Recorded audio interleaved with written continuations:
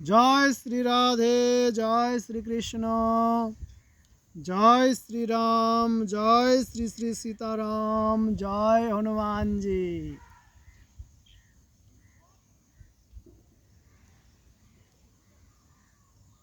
श्री श्री रामायण मानव जीवनेर एक अमृत ग्रंथ।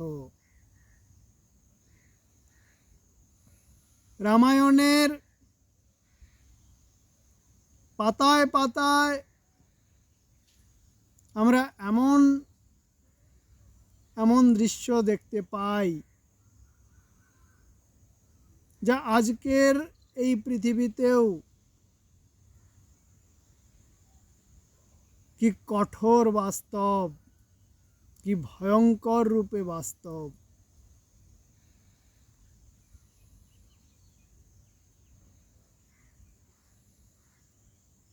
একদম প্রথমেই আমরা দেখি এক দুর্দান্ত দস্যু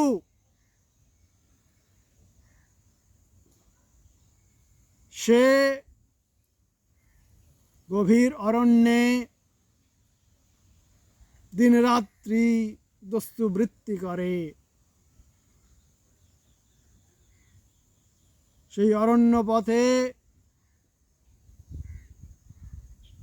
যখনই কোনো পথচারী প্রবেশ করে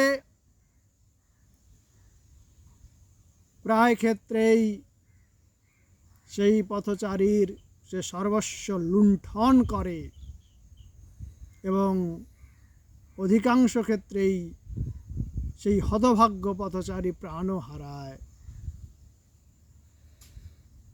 এমনই এক দুর্দমনীয় দস্যুবৃত্তি করে চলেছে দিনের পর দিন, রাতের পর রাত, বছরের পর বছর। এবং এইভাবে শুরু হচ্ছে এক পরম মঙ্গলময় জীবন কাহিনী, যা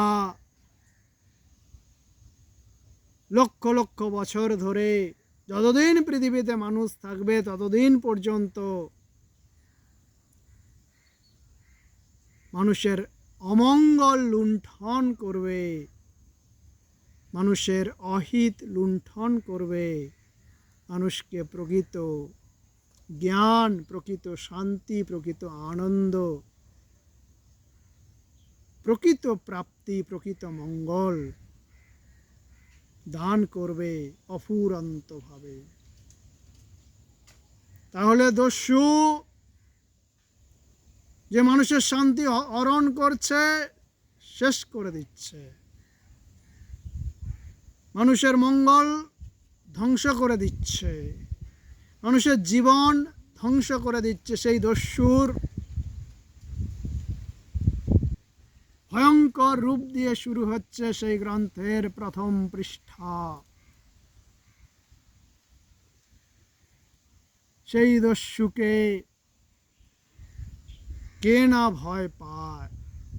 সেই দস্যু এমন দস্যু যে স্বয়ং সৃষ্টিকর্তা ব্রহ্মা নেমে আসছেন সেই দস্যুর সামনে। সেই দস্যু এমন দস্যু, সেই ব্রহ্মাকে পর্যন্ত বলছেন, ছদ্মবেশে আছেন ব্রহ্মা, কিন্তু তবু ব্রহ্মা তো নেমে এসেছেন, ছদ্মবেশেই হোক আর যেই হোক বেশেই হোক, কারণ তেমন দস্যু, তেমন অপরাধী কে হতে পারবে যার সামনে স্বয়ং ব্রহ্মা নেমে আসবেন? তাকে পাপ কি, পাপের ফল কি, এইসব বোঝানোর জন্য তেমন পাপ, তেমন অপরাধ কে করতে পারে? তো তেমন পাপ করেছেন তিনি যে সৃষ্টি বাঁচানোর জন্য স্বয়ং সৃষ্টিকর্তা নেমে এসেছেন তার কাছে পাপ কি, পাপের ফল কি বোঝানোর জন্য। আজকে পৃথিবীর সমষ্টিগতভাবে সেই একই অবস্থা। পাপ কি, পাপের ফল কি, এটা বোঝার এবং বোঝানোর খুব প্রয়োজন হয়ে পড়েছে। কারণ দুনিয়া যা খুশি করে যাচ্ছে, যা খুশি বলে যাচ্ছে, আর বলে দিচ্ছে এটাই ঠিক, এটাই সত্য, এটাই জ্ঞান, এটাই বিজ্ঞান। কিন্তু যখন সেই পাপের ফলটা নেমে আসছে, তখন তো আর ওই কথাটাকে সত্য বলে দুনিয়া বানিয়ে রেখেছে কি, ওই জ্ঞানটাকে দুনিয়া বিজ্ঞান বানিয়ে রেখেছে, তাতে কিছু এসে যাবে না। ওটা পাপ মানে ওটা পাপ, এবং ওটা পাপ মানে ওটার ফল যেদিন পাপের ফল রূপে তোমার জীবনে নেমে আসবে, তখন আর কেউ সেই ফল গ্রহণ করতে এগিয়ে আসবে না, তোমাকেই সেই ফল ভোগ করতে হবে। তোমার টাকা, তোমার সম্মান, তোমার এত এত টাকা, এত এত সম্মান, এত বড় বাড়ি, এত বড় গাড়ি, এত বড় বিজ্ঞান মনস্কতা, এত বড় মেডিকেল সায়েন্স তোমাকে কিছু দেখতে আসবে না। এটা কে বোঝাবে? কোন ইউনিভার্সিটির কোন ক্লাসে, কোন বইয়ের কোন পৃষ্ঠায়, কোন লাইব্রেরির কোন জ্ঞানে এই কথাটির এক পরমাণু খুঁজে পাওয়া যায়? তো সেই জন্য পাপ কি, পাপের ফল কি, এইটা বোঝানোর জন্য সৃষ্টিকর্তা নেমে এসেছেন সেই দস্যুর সামনে। কারণ সেই দস্যু দেখছে যে আমি যেটা করছি আমাকে আটকানোর কেউ নেই। আজকের দুনিয়ায় এই এত এত টাকা, এত এত সম্মান, এত এত শিক্ষা, এত এত বিজ্ঞানও কিন্তু মানুষকে সেই একই জিনিস করে দিয়েছে।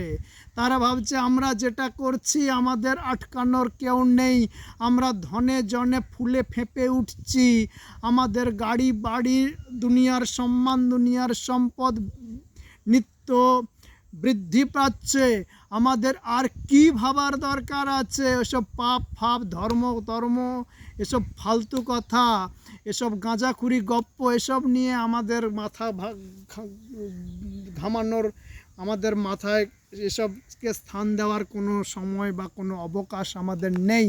আমাদের শুধু চাই টাকা টাকা টাকা টাকা, এবং তার জন্য আমরা যেটা খুশি সেটা করব, এবং সেটা করে আমাদের সব কিছুই ঠিকঠাক চলছে। তো সেই সব কিছুই ঠিকঠাক চলছে সেই দস্যুর, এবং সেই দস্যুর সেই পাপ এবং পাপের ফল যখন তেমন হয়ে উঠেছে যে এবার সৃষ্টি বিপন্ন, সৃষ্টিকর্তা নিজে নেমে এসেছেন সেই দস্যুর সম্মুখে, এসে সেই পথচারী রূপে দস্যুর সামনে তিনি দেখা দিয়েছেন। দস্যু তাকেও বলছে যা কিছু আছে দিয়ে দাও, এবং তাকেও প্রহার করার জন্য দস্যু প্রস্তুত হচ্ছেন। ছদ্মবেশী সৃষ্টিকর্তা ব্রহ্মা বলছেন যে আমার কাছে আর কতটুকু কি আছে, আমাকে হত্যা করে তুমি আর কতটুকু কি পাবে? কিন্তু দেখো, আমি এই দরিদ্র ব্রাহ্মণ, আমার কাছেই অতি অল্প সামগ্রী রয়েছে, এইটুকু যদি তুমি লুণ্ঠন করো, আমার প্রাণ যদি তুমি হরণ করো, তাহলে তোমার কত বড় পাপ হবে তুমি কখনো ভেবে দেখেছ?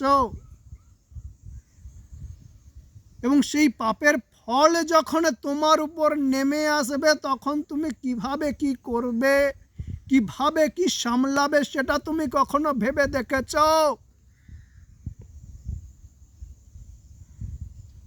দুনিয়া এসব ভাবে না, দুনিয়া শুধু তাৎক্ষণিক সম্পদ বৃদ্ধিটুকুই বোঝে।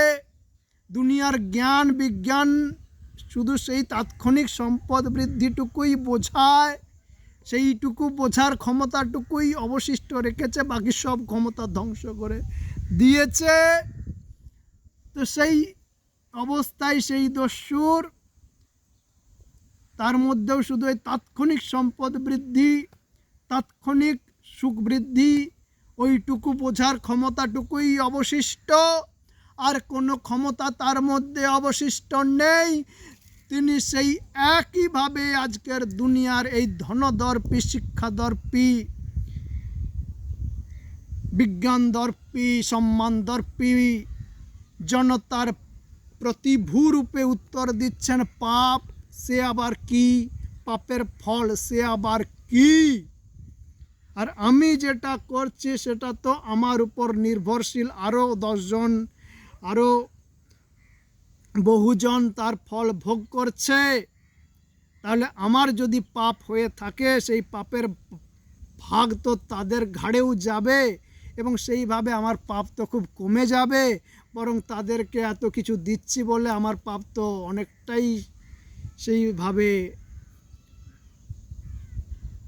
ধ্বংস হয়ে যাবে। আমার তো কোনো চিন্তাই নেই। এত পরোপকার করে দিচ্ছি আমি দুনিয়ায়। আজকে এই পরোপকার ব্যাপারটা এই রকম একটা রূপেই কিন্তু বিরাজ করছে, যে যত খুশি পাপ করো, দিয়ে সম্পদ অর্জন করে ওই কিছু লোক দেখানো একটা পরোপকার করে দাও, বা বেশ কিছু ওই ধরনের পরোপকারমূলক কিছু করে দাও। তো সেই রকমভাবে তিনি তার বৃহৎ পরিবারের প্রচুর মানুষকে পরিপালন করছেন। তার দস্যু বৃত্তির অর্থ দিয়ে সেই কৈফিয়ত দিয়ে দিচ্ছেন বজ্র কণ্ঠে, যে আমার কিসের চিন্তা, আমি নিজে অর্জন করছি নিজের চেষ্টায়, এবং সেই নিজের নিজের পরিশ্রমে যা অর্জন করছি সেটা দিয়ে আমি এতগুলো মানুষের এত জীবন চালাচ্ছি। তাহলে আমার আবার কিসের পাপ? আর আমার যদি পাপ হয়, এতগুলো মানুষ আমার পরিশ্রমের পয়সায় বেঁচে পড়তে আছে, সেই সব পাপের ফল তাদের উপর যাবে। সৃষ্টিকর্তা বলছেন, আপনি তাদেরকে গিয়ে জিজ্ঞাসা করে দেখেছেন যে তারা কেউ আপনার পাপের ফল নেবে কি না? এটা জিজ্ঞাসা করার কি আছে? একবার একটু জিজ্ঞাসা করে এসে দেখুন না। হ্যাঁ, আমি জিজ্ঞাসা করতে যাব, আর তুমি সেই ফাঁকে পালিয়ে যাও আর কি। হ্যাঁ, ফোন দিয়ে এটেছ? না না, আমাকে এখানে বন্দি রেখে যাও, দিয়ে জিজ্ঞাসা করো প্রত্যেককে, যাদেরকে তুমি মনে করছো হে বীর দস্যু, হে বীর সম্পদশালী দস্যু, যাদেরকে তুমি মনে করছো তুমি নিজে পরিশ্রম করে সেই পরিশ্রমের পয়সায় এতগুলো মানুষকে বেঁচে পড়তে রাখার ব্যবস্থা করছো, বেঁচে পড়তে থাকার ব্যবস্থা করছো, তো সেই প্রত্যেকটা মানুষকে গিয়ে তুমি জিজ্ঞাসা করো, কেউ তোমার কি একটুও পাপের ফল নিতে চায় না নেবে?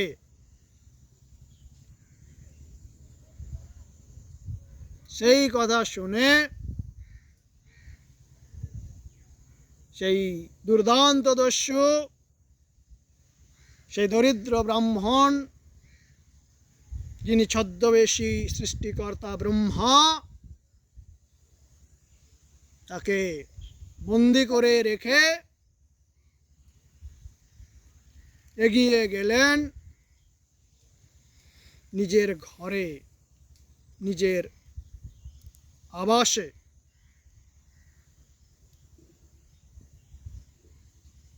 গেলেন তার সবচেয়ে আপনজন স্নেহময় পিতামাতার কাছে।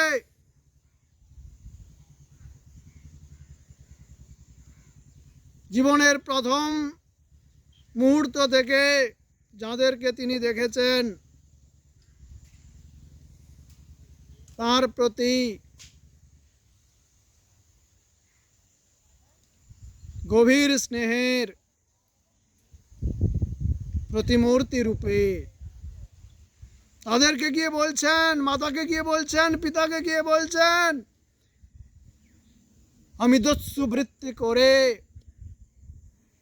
তোমাদের বেঁচে থাকার সমস্ত উপকরণ সংগ্রহ করে নিয়ে আসি, তোমরা যাতে ভালোভাবে থাকতে পারো, বেঁচে থাকতে পারো, তোমাদের থাকা খাওয়া জীবনযাপনের জন্য প্রয়োজনীয় যা কিছু সব কিছু যাতে ভালোভাবে ব্যবস্থা হয়, তার জন্য আমি মানুষের প্রাণ হরণ করি, তাদের সর্বস্ব লুণ্ঠন করি, এতে আমার যা পাপ হয়, তোমরা আমার স্নেহময় মাতা পিতা, তোমরা সেই পাপের ভাগ কিছু তো নেবে। মাতা পিতা বললেন, কেন নেব, একটুও নেব না। প্রিয়তমা পত্নীর কাছে গেলেন, বললেন, তোমাকে ভালোবেসে তোমার সমস্ত শখ সাধ পূরণ করার জন্য আমি যে দস্যুবৃত্তি করি, তার জন্য আমার যা পাপ হয় সেই পাপের কিছু ভাগ তুমি তো নেবে। তিনি বললেন, আমি কেন নেব, একটুও নেব না। পুত্র কন্যার কাছে গেলেন, তোমাদের সমস্ত আনন্দ আহ্লাদ শখ সাধ পূরণ করার জন্য আমার যা পাপ হয় সেই পাপের কিছু ভাগ তো নেবে, একটুও নেব না। সমস্ত বন্ধু বান্ধব আত্মীয় স্বজন আশ্রিত পরিবার পরিজন সবাইকার কাছে গেলেন, যাদেরকে তিনি যত উপকার করে চলেছেন, যাদেরকে তিনি যত কিছু যা কিছু প্রয়োজন পূরণ করে চলেছেন, সবাইকার কাছে গেলেন, আমার পাপের ভাগ একটু তো নেবে, একটুও নেব না। এই চরম বাস্তব আর কোথায় আছে? এই চরম বাস্তব শিক্ষা দিয়ে শুরু হচ্ছে যে পরম বাস্তব জ্ঞানের গ্রন্থ, তার নাম রামায়ণ। যতদিন পৃথিবীতে মানুষ থাকবে, যতদিন পৃথিবীতে মানুষের ধন উপার্জন থাকবে, যতদিন পৃথিবীতে মানুষের ধন আকাঙ্ক্ষা থাকবে, ততদিন মানুষের জীবনে এই গ্রন্থ কিভাবে চরম জ্ঞান গ্রন্থ রূপে, চরম বাস্তব জ্ঞানের পথপ্রদর্শক রূপে বিরাজ করবে, তা তার প্রথম পাতায় প্রথম দৃশ্যেই এই গ্রন্থ আমাদের কাছে পরিষ্কার করে দেয়।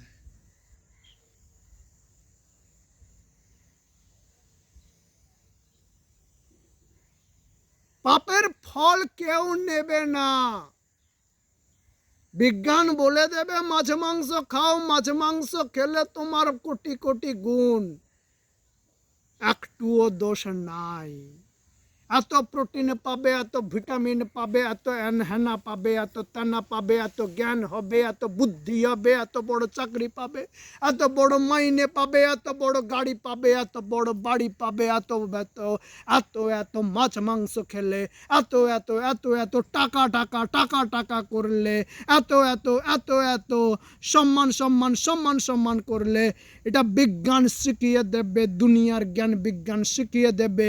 কিন্তু যখন এই মাছ মাংস খেয়ে খেয়ে এই দুনিয়ার টাকা টাকা টাকা টাকা করে করে আপনার পাপটা বৃদ্ধি পেতে পেতে সেই জায়গায় পৌঁছবে যে পাপের ফল আপনার উপর নেমে আসবে, তখন বিজ্ঞান আপনাকে বাঁচাতে পারবে না, বাঁচাতে আসবেও না, আপনার দিকে ফিরেও তাকাবে না। তখন আপনাকে একা একাই শুয়ে শুয়ে মরতে হবে, ভুগতে হবে, কি করতে হবে, কি সইতে হবে, কি দুর্দশায় জীবনযাপন করতে হবে, সেটা কোনো টাকা এসে দেখতে যাবে না, কোনো সম্মানদায়ী এসে দেখতে যাবে না, কোনো বিজ্ঞান এসে দেখতে যাবেন না, কোনো বিজ্ঞান মনস্ক এসে দেখতে যাবেন না, কোনো উপকারী উপকৃত এসে দেখতে যাবেন না।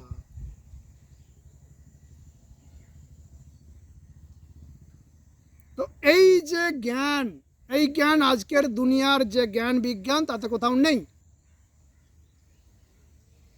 আজকের দুনিয়ার যে জ্ঞান বিজ্ঞান,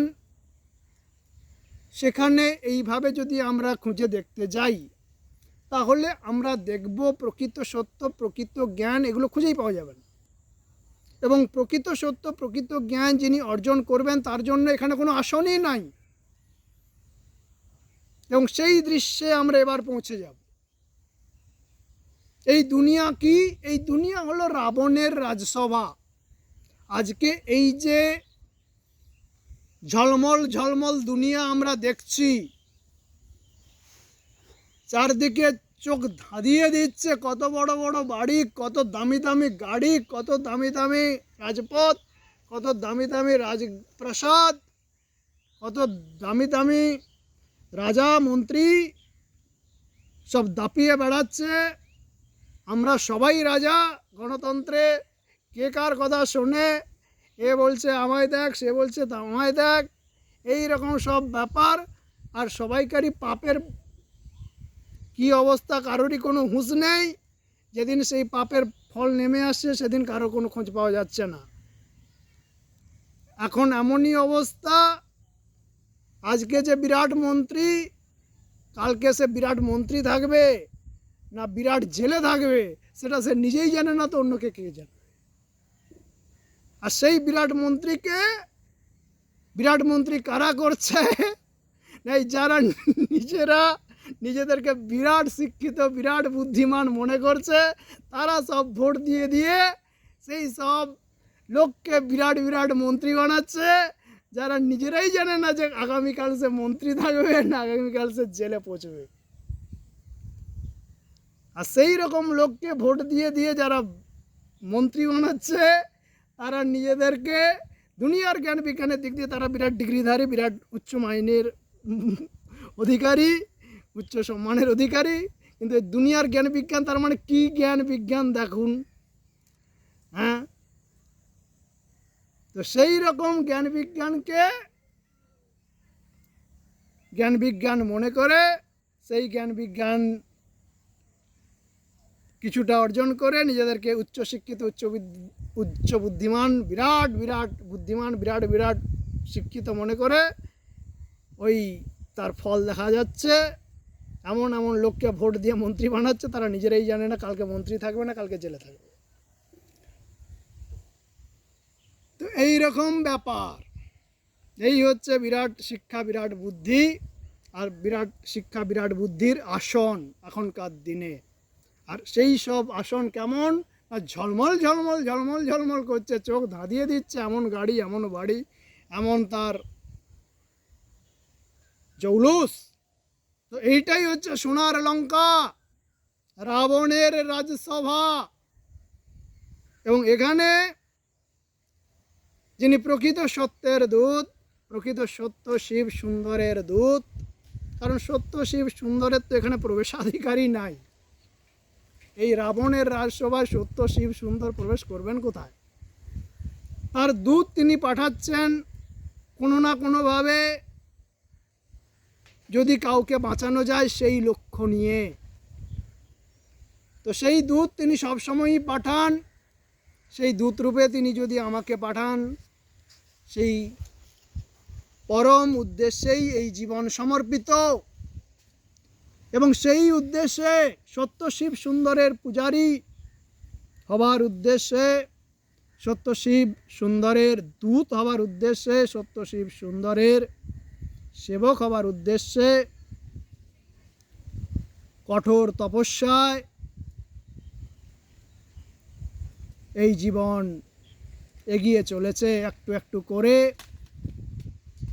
এবং এই সব কথা কে শুনবে, কে জানবে, কে ভাববে? এবং এই জন্য এই জীবন সম্বন্ধে সত্যি কথা কখনো বলাও যায়নি, কেউ জানতেও পারেনি, এবং কয়েকজনকে কখনো তিনি সেই ক্ষমতা দিয়েছিলেন যে তারা শুনে নেবে, কিন্তু শুনবে শুধু, আর কিছু তাদের দ্বারা হবে না, তাদের মাথায় কিছু ঢুকবে না, তারা শুধু শুনে নেবে। তো এইরকমও কিছু কিছু ঘটনা আছে, সেগুলো নিয়েও পরে অনেক বড় বড় আলোচনা হবে। তো জীবন তো এগিয়ে গিয়েছে, কেউ কিছুই জানে না, জানে না মানে সত্য কথা জানে না, যে যা পাচ্ছে ভুলভাল কথা বলে দিচ্ছে।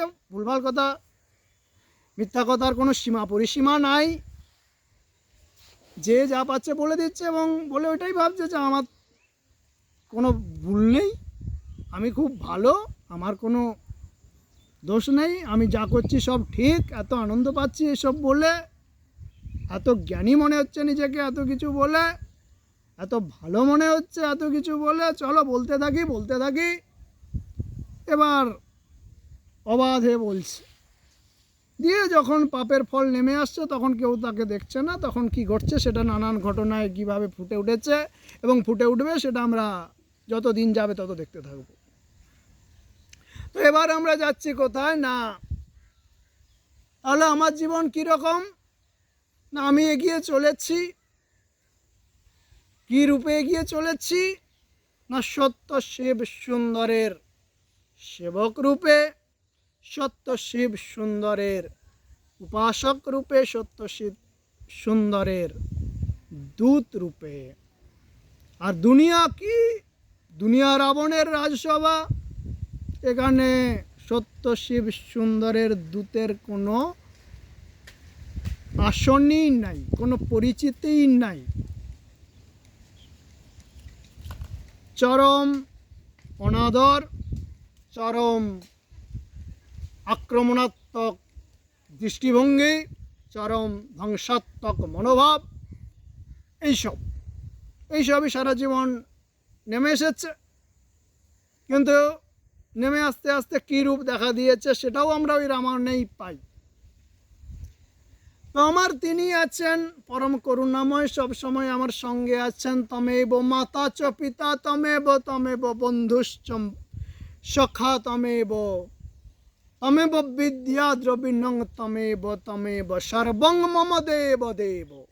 তো তিনি যখন আমার সঙ্গে আছেন তখন আমার আর কি প্রয়োজন, আর কোনো আসনেরও প্রয়োজন নাই। কেউ আমাকে কিছু ভাবলো না, সবাই আমাকে খারাপ ভাবলো, সবাই আমাকে ভুলভাল ভাবলো, ভুলভাল বললো, ভুলভাল করলো, আমার কি যায় আসে, যে যা পাচ্ছে করুক। তারপর তো ফল যেদিন আসবে সেদিন তো টাকাও বাঁচাতে আসবে না, বিজ্ঞানও বাঁচাতে আসবে না, সম্মানও বাঁচাতে আসবে না, আর কেউই বাঁচাতে আসবে না। সেদিন যে ঘটনা হবে সেই ঘটনা তো হবে, এবং সেই ঘটনা আমিও দেখব এবং দুনিয়া দেখবে। তো সেইবার তো এখন কেমন দিন এসেছে না, রাবণের রাজসভায় দুনিয়া ঝলমল ঝলমল করছে, সোনার লঙ্কা, যেদিকেই তাকি সেদিকেই চোখ ধাঁধিয়ে দিচ্ছে এমন জৌলুস। সেই জৌলুসের সোনার লঙ্কায় রামচন্দ্রের দূত, সত্য শিব সুন্দরের দূত। রামচন্দ্র দূত পাঠাবেন, কেন পাঠাবেন না, তিনি তো ধ্বংস চান না, পরম করুণাময়, তিনি চান না এই ধ্বংস, যে ধ্বংসের পথে এই সোনার লঙ্কারূপী আজকের দুনিয়া, বর্তমান দুনিয়া চলেছে। তাই তিনি দূত পাঠাচ্ছেন, কিন্তু এই দূতের এই রাজসভায় কোনো আসন নাই। তো রামচন্দ্র যখন দূত পাঠাবেন তখন তিনি আলোচনা করছেন যে কাকে দূত রূপে পাঠানো যায়। অনেকেই বললেন হনুমানজির কথা, কেননা যিনি দূত হবেন তিনি রামচন্দ্রের বিপরীত সভায় গিয়ে রামচন্দ্রের কথা তুলে ধরবেন, তার উপর তো কঠোর আঘাত নেমে আসবে, প্রবল আক্রমণ নেমে আসতে পারে। এই দুনিয়া তো প্রকৃত সত্য প্রকৃত জ্ঞানের দুনিয়া নয়, প্রকৃত সত্য প্রকৃত জ্ঞানের উল্টো পথে চলার দুনিয়া। এখানে প্রকৃত সত্য প্রকৃত জ্ঞানের কথা যিনি বলতে আসবেন তার উপর তো প্রবল আক্রমণে নেমে আসবে, গভীর আঘাত নেমে আসবে। তাহলে তাকে তো শক্তিমান হতে হবে যাতে সেই আঘাতে তিনি ধ্বংস না হয়ে যান। কারণ দূত হিসেবে এলাম, একটা কথা বলতেই পারলাম না, তার আগেই উড়ে গেলাম। তো এই রকম হওয়াটাকে তো আর দূত হওয়া বা দূত হয়ে আসা বলে না। তো রামচন্দ্র দেখছেন এমন কাউকে পাঠাতে হবে যিনি রামচন্দ্রের কথা বলতে পারবেন, এবং বলতে পারবেন শুধু নয়, বলে টিকে থাকতে পারবেন। বলতে গেলাম আর রাবণ এসে ধ্বংস করে দিল, তার আর চিহ্ন খুঁজে পাওয়া গেল না, এমন কাউকে পাঠালে তো চলবে না। আর রাবণ তো যে কাউকে ধ্বংস করে দিতে পারে। এই ধনদর্পী দুনিয়া,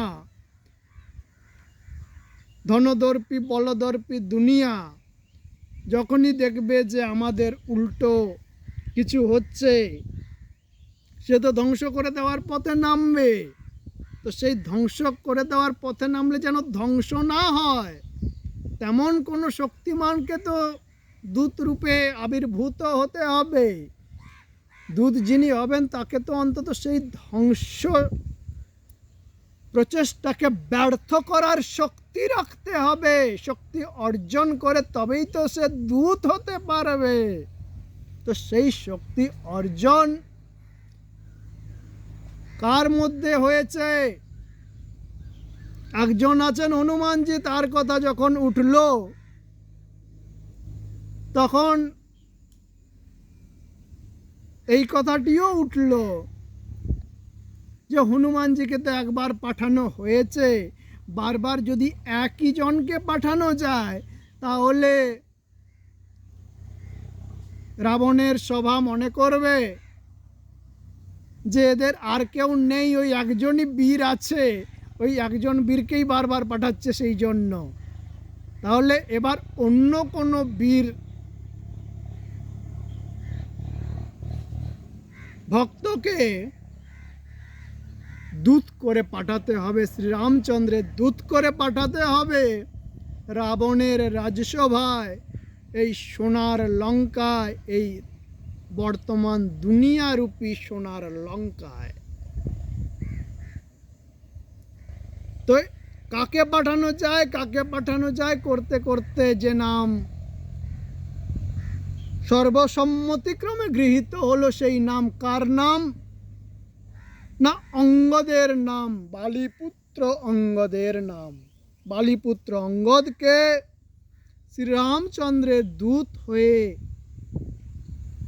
আগমন করতে হবে রাবণের রাজসভায়। বালিপুত্র অঙ্গদের বিশাল শক্তি, সেই শক্তি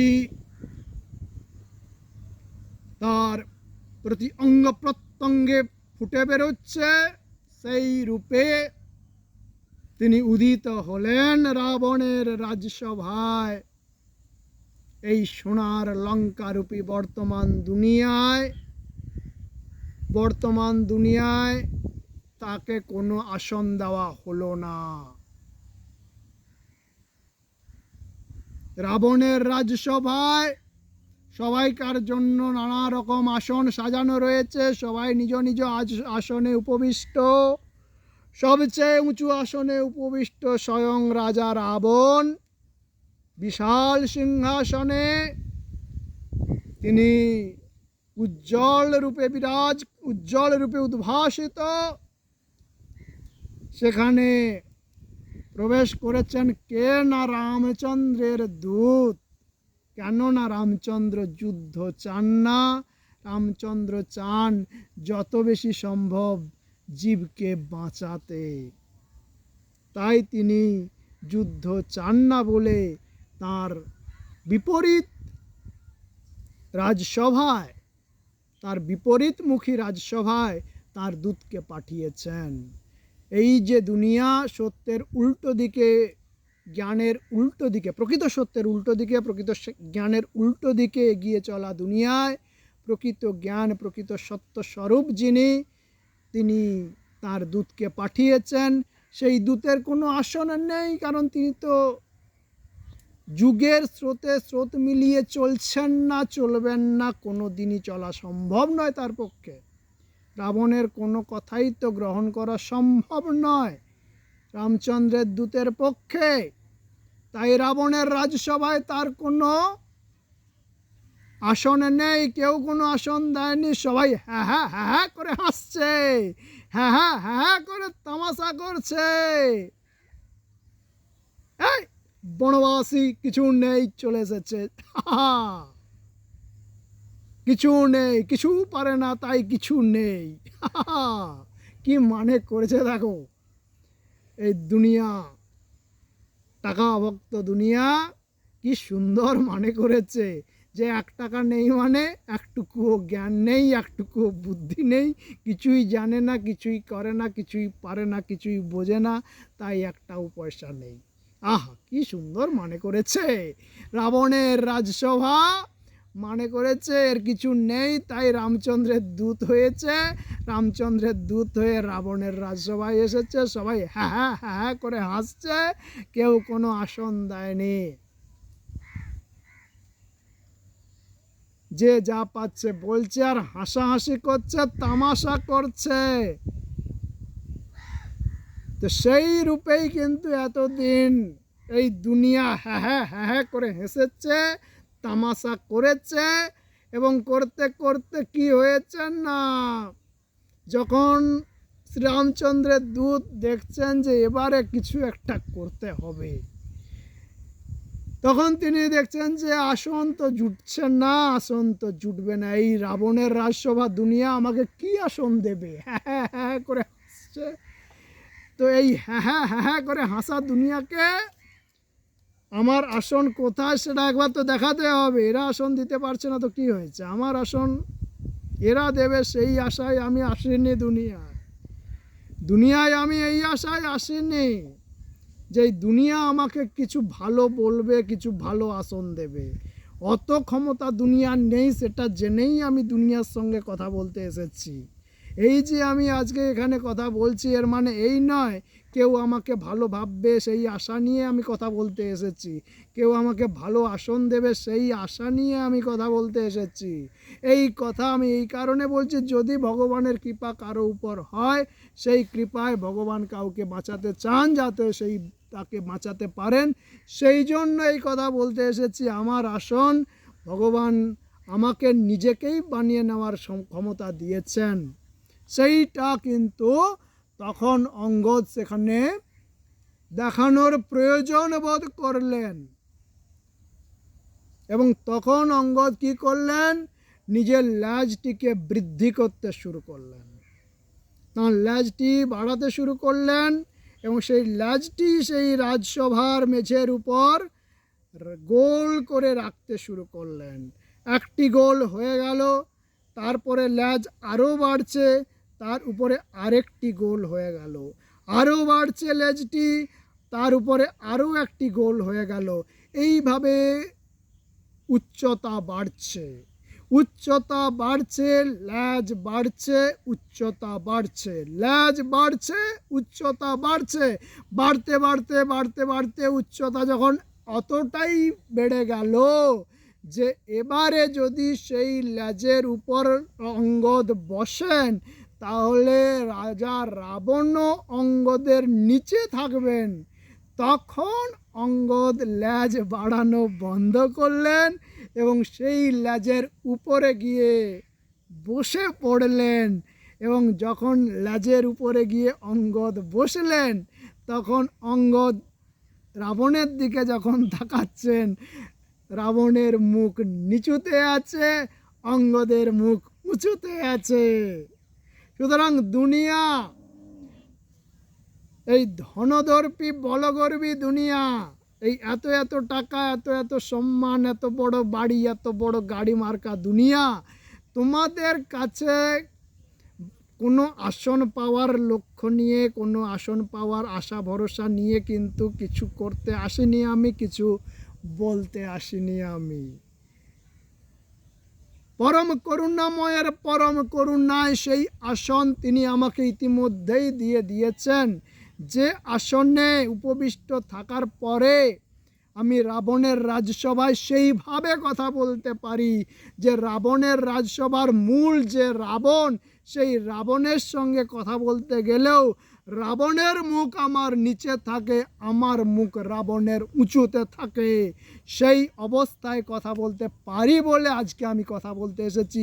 এতদিন আমি শুধু চুপচাপ শুনেই গেছি, চুপচাপ শুধু শুনেই গেছি, সবাই হ্যাঁ হ্যাঁ করে হেসে গেছে, আর সবাই যে যা পেরেছে কি বলছে নিজেই জানে না, বলে যাচ্ছে আর বলেই যাচ্ছে, তো বলেই যাচ্ছে, পাপ করেই যাচ্ছে তো করেই যাচ্ছে, সেই রকম ঘটনা ঘটেই যাচ্ছে তো ঘটেই যাচ্ছে, এবং সেইভাবে এত এত বছর কেটে গেছে। আজকে যখন সেই সময় এসেছে যে রাবণের রাজসভার মূল ব্যক্তি রাবণ, তার মুখ আমার নিচে, আমি যখন তার সঙ্গে কথা বলছে আমার মুখ তার চেয়ে উপরে, সেই পরিস্থিতি পরম করুণাময়ের পরম করুণায় নেমে এসেছে, পৃথিবীতে বাস্তব রূপে দেখা দিয়েছে। তখন আমি এই কথা বলতে এসেছি এবং সেই কথা বলার ব্যবস্থাও তিনিই করে দিয়েছেন। না আমার এক পয়সা আছে, না আমি এক পয়সা পাওয়ার জন্য কারো কাছে যাই, না আমি এক পয়সা পাওয়ার জন্য কোনো দিন কোনো চেষ্টা করি বা করব। সেসব প্রশ্ন, সেসব সম্ভাবনা আমার জীবনে নাই। তো অঙ্গদ এবার রাবণের রাজসভায় রামচন্দ্রের কথা বলছেন। রাবণের রাজসভায় এই দুনিয়া, সেখানে পরম জ্ঞান, প্রকৃত জ্ঞানের কথা, প্রকৃত সত্যের কথা বলবার জন্য যে আসন, সে আসন তিনি আমায় দিয়েছেন এবং দিয়েছেন বলে আজকে আমি বলতে শুরু করেছি। বলতে বলতে বলতে বলতে এমন এক সময় এলো যখন অঙ্গদ বলছেন যে এই রাজসভায় আমি আমার পা স্থাপন করলাম, আমার পা আমি দৃঢ়ভাবে স্থাপন করলাম। এই দৃঢ় স্থাপিত আমার পা, আমার এই দৃঢ় পদ যদি কেউ সরিয়ে দিতে পারে, যদি কেউ নড়িয়ে দিতে পারে, যদি কেউ টলিয়ে দিতে পারে, যদি কেউ একটুও এর মধ্যে কোনো রকম সঞ্চালন এনে দিতে পারে, তাহলে আমি প্রতিজ্ঞা করে বলছি আর কোনো যুদ্ধ হবে না। শ্রীরামচন্দ্র সীতাকে এখানেই, মাতা সীতাকে এখানেই এখনই রেখে দিয়ে লঙ্কা ত্যাগ করে চিরতরে চলে যাবেন। তো শ্রীরামচন্দ্র মাতা সীতাকে এখানেই রেখে দিয়ে চলে যাবেন, এইটা বলার অধিকার তো অঙ্গদের নাই। এটা বলার অধিকার কি অঙ্গদের আছে? শ্রীরামচন্দ্র মাতা সীতাকে লঙ্কায় রেখে দিয়ে লঙ্কা চিরতরে ত্যাগ করে চলে যাবেন, এটা বলার জন্য তো অঙ্গদকে পাঠানো হয়নি, পাঠানো হয়েছে? এটা বলার অধিকার কি অঙ্গদের আছে? অঙ্গদের তো নাই। তাহলে অঙ্গদ এই কথা বলছেন কি করে? এর মধ্যে কি অমৃত জ্ঞান, কি অসীম শক্তিশালী জ্ঞান নিহিত? না, যখন এই কথা অঙ্গদ বলছেন তখন এই কথা কিন্তু অঙ্গদ বলছেন না।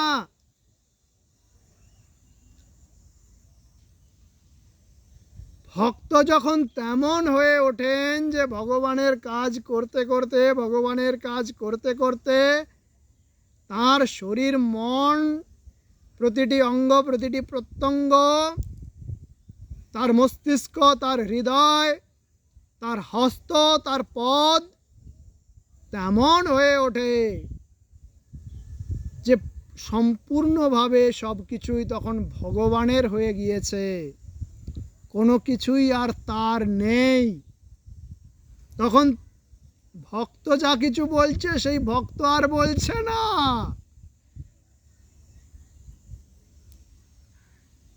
কে বলছেন? স্বয়ং ভগবানই বলছেন। অঙ্গদ যখন বলছেন যে আমার পা যদি কেউ সরাতে পারে, মাতা সীতাকে এখানে রেখে দিয়ে ভগবান শ্রীরামচন্দ্র লঙ্কা ত্যাগ করে চলে যাবেন, সেই কথা কিন্তু অঙ্গদ বলছেন না। সেই কথা অঙ্গদের অন্তরে বিরাজমান জলজ্যান্ত শ্রীরামচন্দ্র নিজে বলছেন। অঙ্গদের কোনো অধিকার নাই এ কথা বলার, অঙ্গদের পক্ষে এ কথা বলা সম্ভব নয়। অঙ্গদ তখন শ্রীরাম ভাবে বিভোর হয়ে এমন উচ্চতায় পৌঁছে গেছেন যে তখন অঙ্গদের পক্ষে আর অঙ্গদের কথা বলাও সম্ভব নয়, অঙ্গদের মনে আর অঙ্গদের ভাবনা ভাবাও সম্ভব নয়। নিমিত্ত মাত্রং ভব সব্যসাচিন। অঙ্গদ তখন নিমিত্ত মাত্র, অঙ্গদের মধ্য দিয়ে যা করার শ্রীরামচন্দ্র করছেন, যা বলার শ্রীরামচন্দ্র বলছেন, যা ভাবার শ্রীরামচন্দ্র ভাবছেন। এই জীবনই লক্ষ্য এবং এই জীবন পথেই এগিয়ে চলেছি এবং এই জীবন পথেই যাতে সব সময় নিরবচ্ছিন্নভাবে এগিয়ে চলতে পারি সেটুকুই একমাত্র প্রয়াস, সেটুকুই প্রাণের প্রয়াস, সেটুকুই প্রাণের প্রার্থনা, সেটুকুই প্রবল প্রয়াস, সেটুকুই প্রবল প্রার্থনা।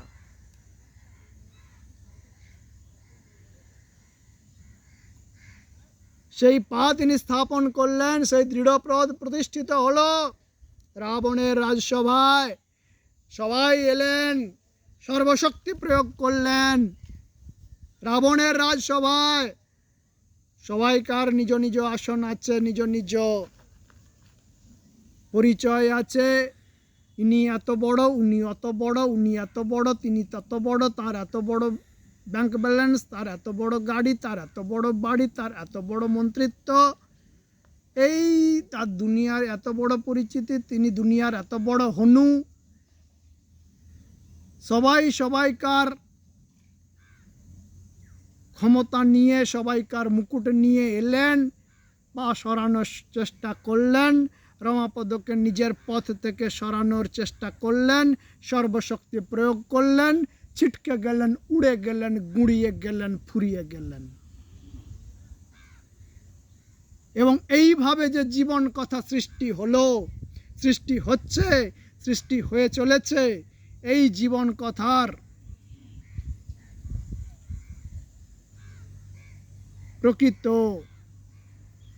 সত্য আজ পর্যন্ত পৃথিবীর মানুষের কাছে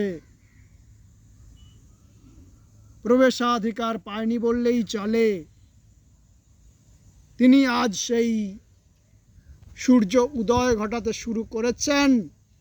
সুদীর্ঘ রজনী প্রভাত প্রায়া, প্রকৃত সত্যের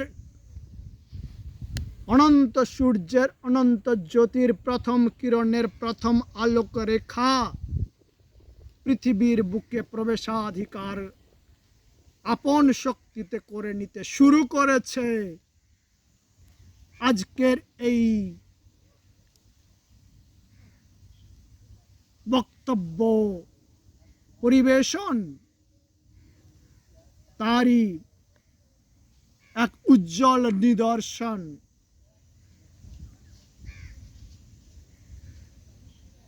সবাই এলেন, রাবণের রাজসভার সবাই এলেন। কত বড় বড় রথী মহারথী, দুনিয়ার দৃষ্টিতে যাদের বিরাট বিরাট আসন, তারা কত রকম ভাবে রমাপদর সামনে এসেছেন। তার পথ থেকে তার পা সরিয়ে দেওয়ার চেষ্টা করেছেন, কত রকম শক্তি প্রয়োগ করেছেন, সর্বশক্তি প্রয়োগ করেছেন, ধ্বংস হয়ে গেছেন, উড়ে গেছেন, পুড়ে গেছেন, গুঁড়িয়ে গেছেন, ফুরিয়ে গেছেন। অবশেষে নেমে এসেছেন রাবণ রাজা। তাঁরও মুকুট টলে গেছে, পড়ে গেছে। অঙ্গদের দৃঢ় প্রতিষ্ঠিত তার সেই পা একটুও নড়েনি, একটুও সরেনি।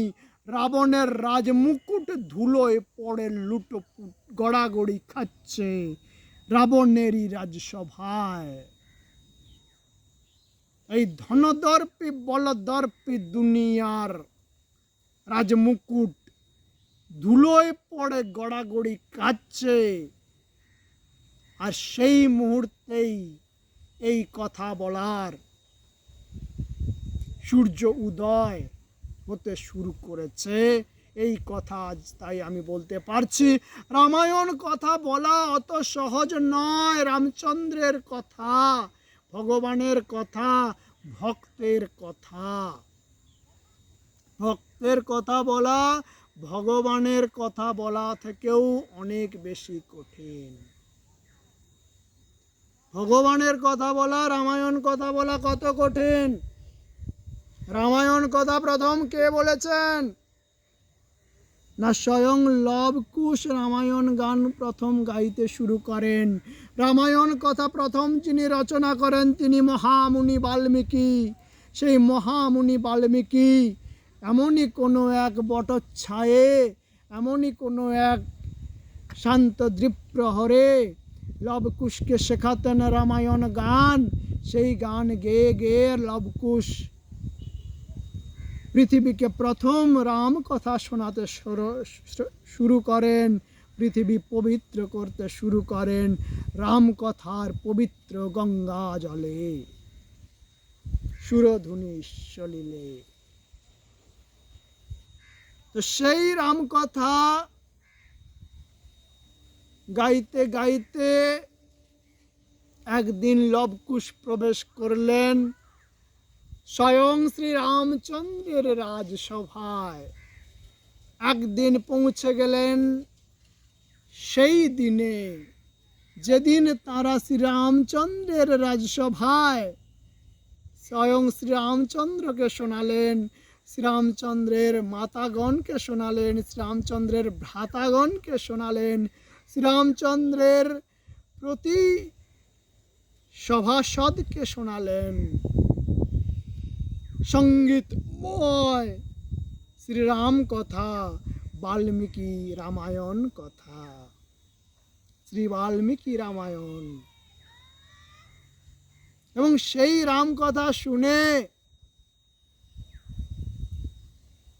স্বয়ং শ্রীরামচন্দ্র তাদের পুরস্কৃত করার ইচ্ছা প্রকাশ করলেন। শ্রীরামচন্দ্রের হয়ে স্বয়ং ভ্রাতা ভরত বারবার লবকুশকে বললেন, শ্রীরামচন্দ্র, স্বয়ং শ্রীরামচন্দ্র, স্বয়ং শ্রী ভগবান শ্রীরামচন্দ্র তোমাদের শ্রীরাম কথায় সন্তুষ্ট হয়ে, প্রফুল্ল হয়ে তোমাদের প্রাণ ভরে পুরস্কার দিতে চান। সেই পুরস্কার তোমরা গ্রহণ করো, কিন্তু বাল্মীকি মুনির শিক্ষা যে তোমরা এক পয়সাও নেবে না, তোমরা এক পয়সাও নেবে না। স্বয়ং শ্রীরামচন্দ্র দিতে চাইছেন, স্বয়ং শ্রীরামচন্দ্রের পয়সা, এটা অন্য কারো পয়সা নয়। অন্য কেউ চাইছে না, অন্য কেউ চাইছে দিয়ে বলে দিচ্ছে ভগবান দিতে চাইছেন, সেরকমও কথা নয়। স্বয়ং শ্রীরামচন্দ্র দিতে চাইছেন, তাঁর হয়ে স্বয়ং ভ্রাতা ভরত দিচ্ছেন নিজে। এবং সেই ধন সম্পদের মালিক, সেই পুরস্কারের প্রকৃত মালিক স্বয়ং শ্রীরামচন্দ্র নিজে। তবুও সেই পুরস্কারের এক পয়সা নেওয়া যাবে না, এবং নেননি লবকুশ। এবং তাই তারা শ্রীরাম কথা গাইবার যোগ্য মানুষ রূপে নির্বাচিত হতে পেরেছেন। তাহলে শ্রীরাম কথা বলবার যোগ্যতা কি, কত উচ্চ, কত অসীম উচ্চতা তার জন্য প্রয়োজন। শ্রীরাম কথা শ্রীরামচন্দ্রের সভায় বলবার জন্য কি অসীম উচ্চতা প্রয়োজন। শ্রীরাম কথা, শ্রীরামচন্দ্রের কথা রাবণের রাজসভায়, বর্তমান দুনিয়ারূপী রাবণের রাজসভায় বলার জন্য কি অসীম উচ্চতা প্রয়োজন। সেই উচ্চতা কি আমাদের কোনো মানুষের পক্ষে অর্জন করা সম্ভব? কখনোই নয়। তবু সেই উচ্চতা অর্জনের পথে যতটুকু চেষ্টা মানুষের পক্ষে করা সম্ভব ততটুকু চেষ্টা যেন আমি করতে পারি, যথাসাধ্য যেন আমি করতে পারি। বাকি তো তাঁর করুণা আর তাঁর পরম ভক্তের করুণা, শ্রীরামচন্দ্রের করুণা, ভ্রাতা ভরতের করুণা, মাতা সীতা দেবীর করুণা, ভ্রাতা লক্ষ্মণের করুণা, মা শ্রী শ্রী হনুমানজির করুণা, মহাভক্ত তুলসীদাসজির করুণা। এই সব করুণাই আমাদের একমাত্র সম্বল। এই সব করুণাকে সম্বল করে এগিয়ে চলেছি। কি অসীম উচ্চতা প্রয়োজন প্রকৃত শ্রীরাম কথা বলার জন্য, প্রকৃত সত্য কথা বলার জন্য, প্রকৃত জ্ঞান, প্রকৃত সত্যের জ্যোতি নিজের জীবনে, নিজের বচনে, নিজের ভাবে, নিজের ভাষায় ফুটিয়ে তোলার জন্য। তা ভাবলে মস্তিষ্ক কোনো কুল কিনারা খুঁজে পায় না। তবুও সাধনার পথে অগ্রসর সব সময় হতেই হবে, এবং সেই হতে হতে যখন কৃপা হবে তখন অনেক কিছুই হতে পারে। কি যে হতে পারে তার কল্পনা করা যায় না। সেই কল্পনাতীত করুণা লীলাই তো এই জীবন। আমার এক পয়সা নাই, যেখানে দুনিয়ার পয়সার কোনো সীমা পরিসীমা নাই, সেই দুনিয়া আমার পা সরিয়ে দেওয়ার জন্য বছরের পর বছর ধরে এত চেষ্টা করে চলেছে সর্বশক্তি দিয়ে।